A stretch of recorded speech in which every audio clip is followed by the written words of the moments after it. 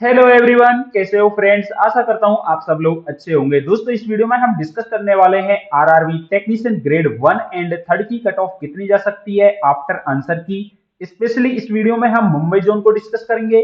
Total post कितनी थी, forum apply कितने हुए, अटेंडेंस एग्जाम में कितनी रही और फाइनल परसीट कंपटीशन सिलेक्शन के लिए दोस्तों आपका कितना रहने वाला है। उसके बाद दोस्तों हम डिस्कस करेंगे आपकी expected cut off grade 1 12 PCM और आईटीआई वालों की कैटेगरी वाइज कितनी जा सकती है फाइनली सिलेक्शन के लिए। तो दोस्तों, जो आरआरबी टेक्नीशियन ग्रेड 1 और 3 की मुंबई जोन में टोटल पोस्ट है, ये है दोस्तों आपकी 1883।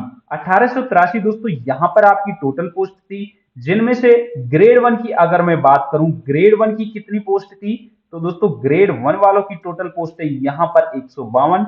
और इसके अलावा दोस्तों आपकी ग्रेड 3 की मुंबई जोन में टोटल पोस्ट है 1731। टोटल फॉर्म अप्लाई हुए हैं मुंबई जोन में दोस्तों आपके 6,78,916। 6,78,916 दोस्तों ये फॉर्म अप्लाई हुए हैं। एक आरटीआई रिप्लाई में मुंबई जोन की तरफ से ये डेटा मिला है। एग्जाम में अटेंडेंस रही है दोस्तों आपकी 69%। अगर दोस्तों एग्जाम में 69% अटेंडेंस रही है तो कितने स्टूडेंट ने एग्जाम दिया है, ये डेटा हम निकाल कर देखेंगे। जितने फॉर्म अप्लाई हुए हैं यानी कि 6,78,916, इसका कर लेंगे दोस्तों हम 69%, जिससे दोस्तों हमको पता चल जाएगा कि एग्जाम कितने स्टूडेंट ने दिया है। तो 69% करने के बाद दोस्तों डेटा सामने निकल कर आ रहा है 4,68,452, यानी कि दोस्तों अब एग्जाम दिया है 4,68,452 स्टूडेंट ने।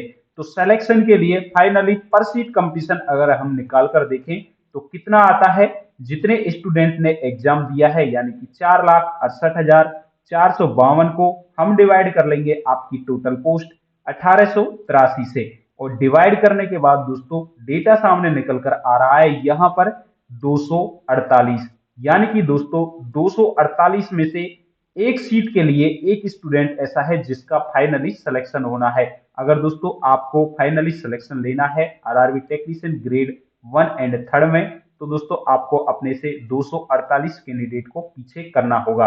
तो दोस्तों ये तो बात हुई आपके फाइनल पर सीट कंपटीशन की। अब हम बात करेंगे आपकी एक्सपेक्टेड कट ऑफ कितनी जा सकती है ग्रेड 1 की, 12 पीसीएम की और आईटीआई वालों की। अगर दोस्तों आप जनरल कैटेगरी से हैं ग्रेड 1 से, तो दोस्तों ग्रेड 1 में आफ्टर आंसर की नेगेटिव को हटा करके अगर आपके 70 प्लस रो मार्क्स बन रहे हैं यानी कि 70 से ऊपर अगर आपके रो मार्क्स बन रहे हैं तो आप मुंबई जोन में सेफ हैं। ओबीसी कैटेगरी की अगर मैं बात करूं ग्रेड 1 में, तो दोस्तों अगर आपके 68 प्लस रो मार्क्स बन रहे हैं यहां पर, तो दोस्तों आप इस जोन के अंदर सेफ हैं।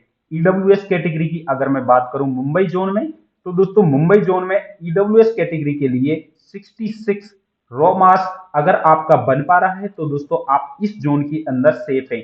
एससी कैटेगरी की अगर मैं बात करूं ग्रेड 1 में, अगर आपके एससी कैटेगरी में 62 प्लस रो मार्क्स बन पा रहे हैं तो आप इस जोन के अंदर सेफ हैं। एसटी कैटेगरी में अगर दोस्तों आपके मुंबई जोन में 58 रॉ मार्क्स बन रहा है 58 प्लस, तो दोस्तों आप इस जोन के अंदर सेफ हैं। ये दोस्तों मैं आपकी कट ऑफ नहीं बता रहा हूं, आपका सेफ स्कोर बता रहा हूं, सेफ अटेम्प्ट आफ्टर आंसर की नेगेटिव को हटा करके। अगर जितने अटेम्प्ट किए उसमें से आपने जितनी नेगेटिव की है उसमें से हटा करके अगर इतना रो मार्क्स आपका बन पा रहा है तो दोस्तों आप मुंबई जोन में सेफ हैं। अब हम बात करेंगे 12th पीसीएम से जो स्टूडेंट हैं, क्योंकि दोस्तों 12th पीसीएम वालों की ग्रेड 1 से कट ऑफ ज्यादा ही देखने को मिलेगी क्योंकि इनकी वैकेंसी थोड़ी कम है। तो दोस्तों जनरल कैटेगरी की अगर मैं बात करूं 12th पीसीएम वालों की, जनरल कैटेगरी में अगर दोस्तों आप 12th पीसीएम से हैं तो दोस्तों अगर आपका रोमास 85 प्लस बन रहा है मुंबई जोन में, तो दोस्तों आप इस जोन के अंदर सेफ हैं। ओबीसी कैटेगरी में अगर आपके यहां पर 83 प्लस रो मार्क्स बन पा रहा है तो दोस्तों आप इस जोन के अंदर सेफ हैं। ईडब्ल्यूएस कैटेगरी की अगर मैं बात करूं मुंबई जोन में, ईडब्ल्यूएस कैटेगरी में अगर दोस्तों आपके 81 प्लस रो मार्क्स बन पा रहा है तो आप दोस्तों इस जोन के अंदर सेफ हैं, क्योंकि दोस्तों ईडब्ल्यूएस की थोड़ी कट ऑफ कम रहेगी ओबीसी से। एससी कैटेगरी की अगर मैं बात करूं मुंबई जोन में, तो एससी कैटेगरी में अगर दोस्तों आपका 77 प्लस रो मार्क्स बन पा रहा है तो आप इस जोन के अंदर सेफ हैं। एसटी कैटेगरी में अगर दोस्तों आपके 73 प्लस रॉ मार्क्स बन रहे हैं, 12th पीसीएम से हैं, तो दोस्तों आप इस जोन के अंदर सेफ हैं।